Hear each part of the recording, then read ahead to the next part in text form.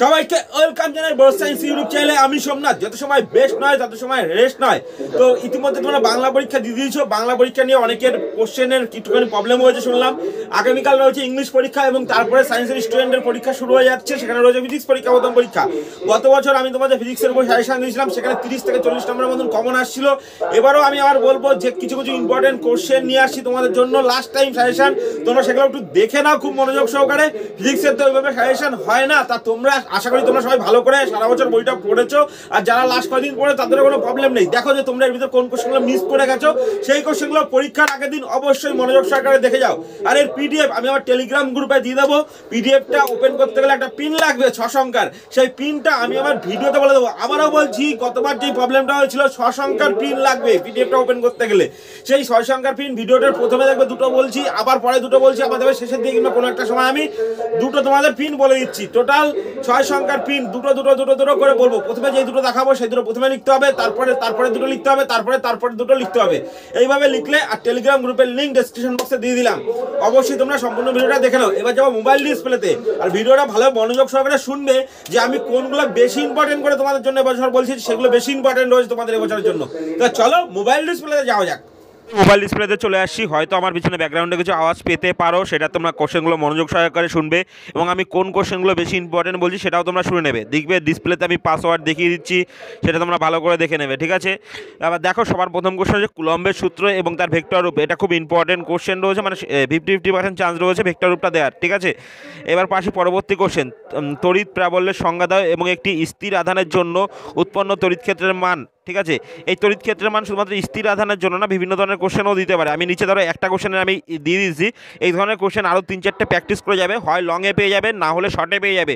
এই কোশ্চেনগুলো শর্টে আসার সম্ভাবনা বেশি। যেই 3 দাগের কোশ্চেনটা, একটি সরলরেখার দুই প্রান্তে কিউ আধান রাখা হলো এবং মধ্যবর্তী তৃতীয় মাইনাস কিউ আধান রাখা আছে, তাহলে লম্ব সমদ্বিখণ্ডকের উপর তড়িৎ ক্ষেত্র প্রাবল্যের দিক এবং মান নির্ণয় করো, ঠিক আছে? এবং লব্ধি তড়িৎ ক্ষেত্র প্রাবল্যের দিকও দেখাও।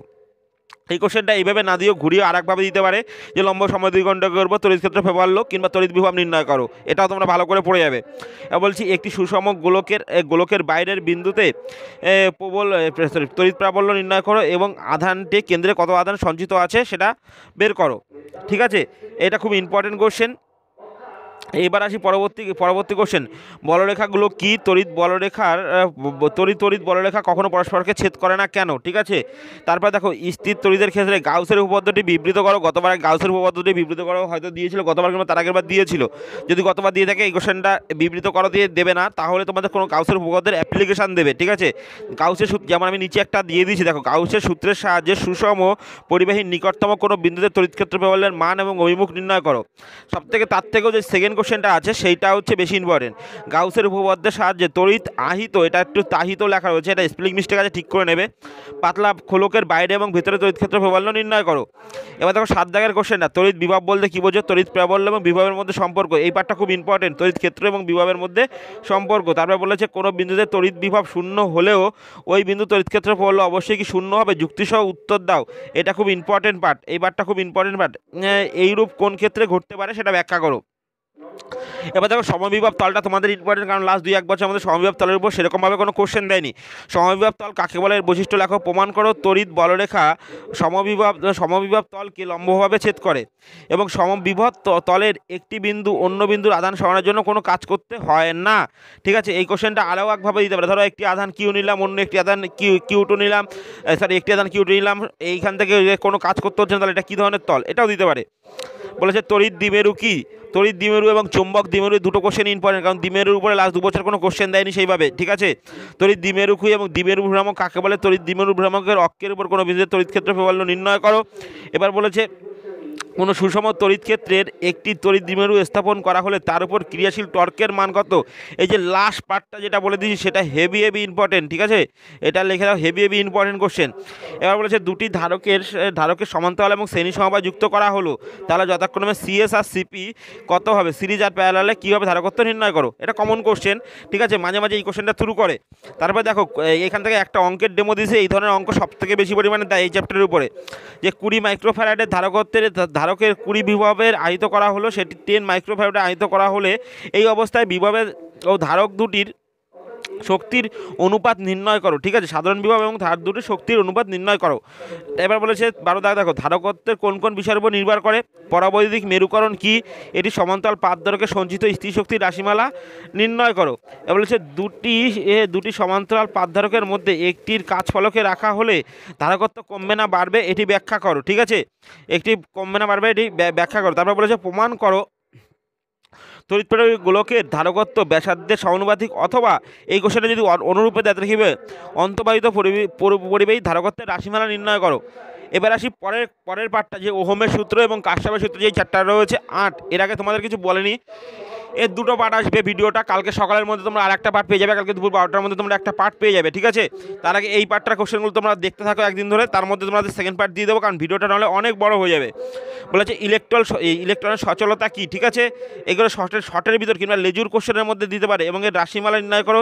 এসআই পদ্ধতিতে এর একক নির্ণয় করো। 3টে কোশ্চেন ইম্পর্টেন্ট।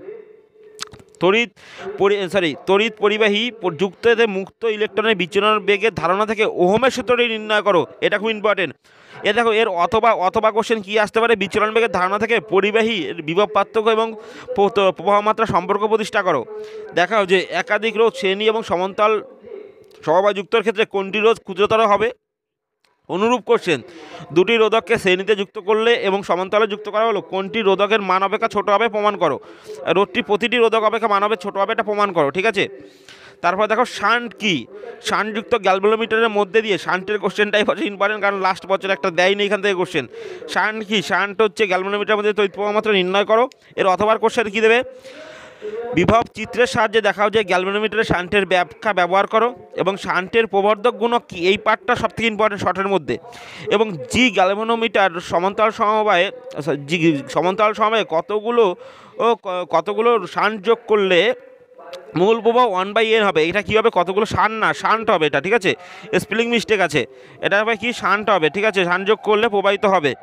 এবার দেখো কোশ্চেন নাম্বার 5, কোন শর্তে n সংখ্যক সাদৃশ্য তড়িৎ কোষে একই রোধের সাথে শ্রেণী এবং সমান্তরাল সমবায় যুক্ত করা হলো?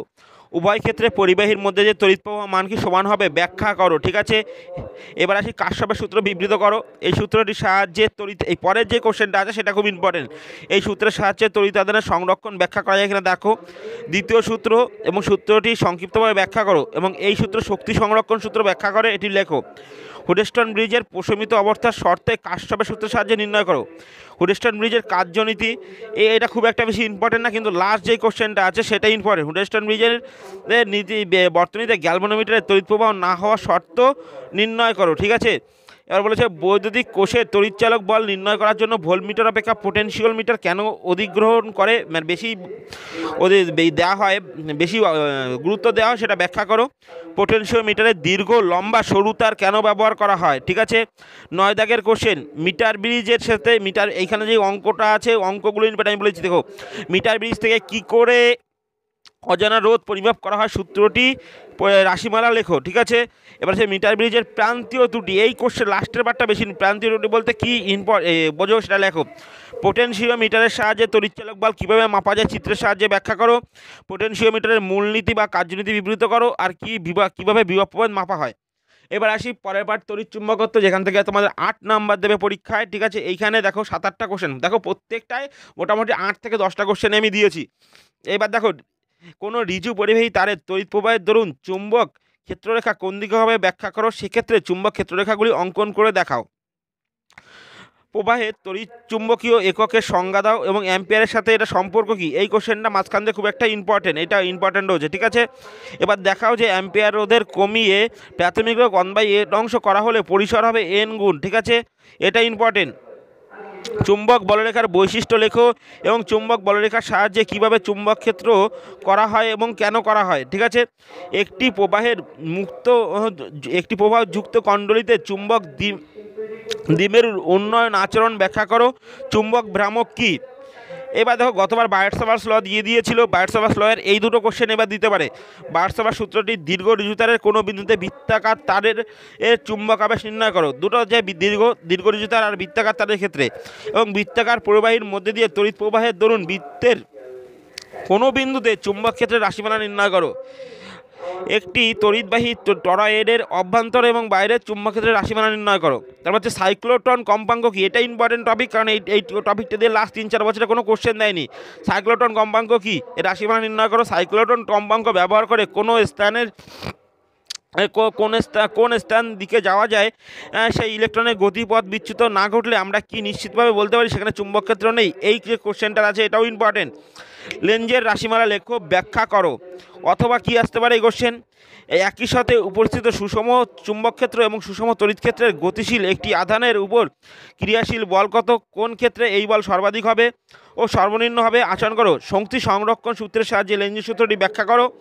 এর অথবা কোশ্চেন কী দিতে পারে, লাস্ট যে কোশ্চেনটা দিই সেটার অথবা কোশ্চেন কী দিতে পারে, দেখাও যে লেঞ্জের সূত্রটি শক্তি সংরক্ষণ সূত্র মেনে চলে, অথবা দেখাও যে লেঞ্জের সূত্রটি শক্তি সংরক্ষণ সূত্র থেকে পাওয়া যায়। 3টে কোশ্চেনই সেম কোশ্চেন। দেখো 9 দাগের কোশ্চেন আসি, সুষম চুম্বক ক্ষেত্রের একটি তড়িৎবাহী আয়তকার তারকুণ্ডলী রাখা হলে তার উপর ক্রিয়াশীল বলের রাশিমালা নির্ণয় করো। এটা বিশাল ইম্পর্টেন্ট কোশ্চেন এবছরের জন্য, ঠিক আছে। তারপর হচ্ছে বি বিভব মানের ক্ষেত্রে লম্বাভাবে উপস্থিত আয়তকার কুণ্ডলীর মধ্যে দিয়ে আই প্রবাহিত হলে উপযুক্ত টর্ক নির্ণয় করো। এই কোশ্চেনটা খুবই ইম্পর্টেন্ট। এবার দেখো গ্যালভানোমিটারের কীভাবে সর্বোচ্চ ভি বিভব নির্দেশ করে ভোল্টমিটারে পরিণত করা যায় সেটা চিত্রসহ ব্যাখ্যা করো। ভোল্টমিটারের পাল্লা নির্ণয় করো। প্রবাহ মাত্রা তড়িৎ চুম্বকত্বের সংজ্ঞা দাও। প্রবাহ মাত্রা তড়িৎ চুম্বকত্বের সংজ্ঞা দাও। তারপরে যে কীভাবে ভোল্টমিটারকে গ্যালভানোমিটারে রূপান্তরিত করা যায়, কারণ গতবার অ্যামমিটার আসছিল, ঠিক আছে। একটি চলকুণ্ডলীর গ্যালভানোমিটার হয়ে গেছে, এটা হবে গ্যালভানোমিটার, ঠিক আছে, এটা ঠিক করে নেবে।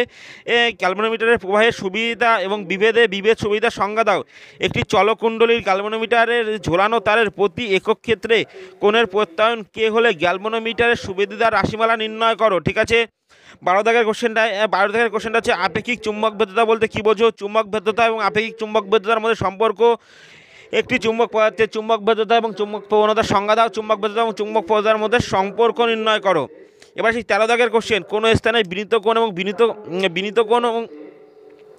কোণ বলতে কী বোঝো, ঠিক আছে। পৃথিবী পৃষ্ঠে কোনো ভূচুম্বকের আনুভূমিক লম্ব উপাংশদ্বয় সমান হবে। তীরচুম্বক পরাচুম্বকের ভেদ্যতার পার্থক্য, এটা গতবারই আসছিল, এটা ততটা ইম্পর্টেন্ট না, কিন্তু এটা সংজ্ঞাটা ইম্পর্টেন্ট, ঠিক আছে। এই সংজ্ঞাগুলো প্রত্যেকটা পড়ে যাবে তোমরা। এবার আসি পরাচুম্বক এবং তীরচুম্বকের উপস্থিত কোনো চুম্বক বলরেখাগুলির আচরণের চিত্রের সাহায্যে দেখাও এবং আচরণ কীরকম হবে, এটা ইম্পর্টেন্ট কোশ্চেন। এবার আসি চুম্বক আবেশ, তড়িৎ চুম্বকীয় আবেশ 8 নাম্বার আসে এইখান থেকে, ঠিক আছে।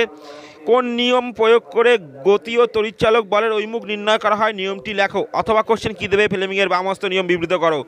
এবার দেবে যে চুম্বক ফ্লাক্সের সংজ্ঞা দাও, ব্যাখ্যা করো। চুম্বক ফ্লাক্সের ঘনত্ব বলতে কী বোঝো, সংজ্ঞা দাও ও ব্যাখ্যা করো। লাস্ট কোশ্চেন, চুম্বক ফ্লাক্স বলতে কী বোঝো। প্রত্যাবর্তী প্রবাহের গড় বর্গের বর্গমূল মানে RMS এর মান কী করে পাওয়া যায়, লেখো। পরিবর্তিত তড়িৎচালক বলের শীর্ষ মান কী বিষয়ের উপর নির্ভর করে। ট্রেনে চুম্বক ব্রেক কাজ করে দেখাও যে এসি বর্তনীতে বিশুদ্ধ আবেশের প্রতি চক্রে গড় ক্ষয়িত ক্ষমতা শূন্য। এটা ইম্পর্টেন্ট কোশ্চেন। আবেশী প্রতিঘাত এবং ধারকীয় প্রতিঘাতের তুলনা করো। এসি এবং ডিসি অপেক্ষা কোনটা বেশি পছন্দের। এবং দেখো লাস্টে একটা কোশ্চেন স্টার মেরে রেখেছি, এটা ইম্পর্টেন্ট। এসি এর কিউ বলতে কী বোঝো। এবার বলছে লেখচিত্রের সাহায্যে ব্যাখ্যা করো এবং লেখো। তারপর হচ্ছে সাবেশ গুণাঙ্ক বা সাবেশাঙ্ক বলতে কী বোঝো। আবিষ্ট তড়িৎচালক বলের সাথে সম্পর্ক কী। আবিষ্ট তড়িৎচালক বলের সাপেক্ষে সাবেশাঙ্কের সংজ্ঞা দাও। একটি সলিনয়েডের সাবেশাঙ্কের রাশিমালা প্রতিষ্ঠা করো।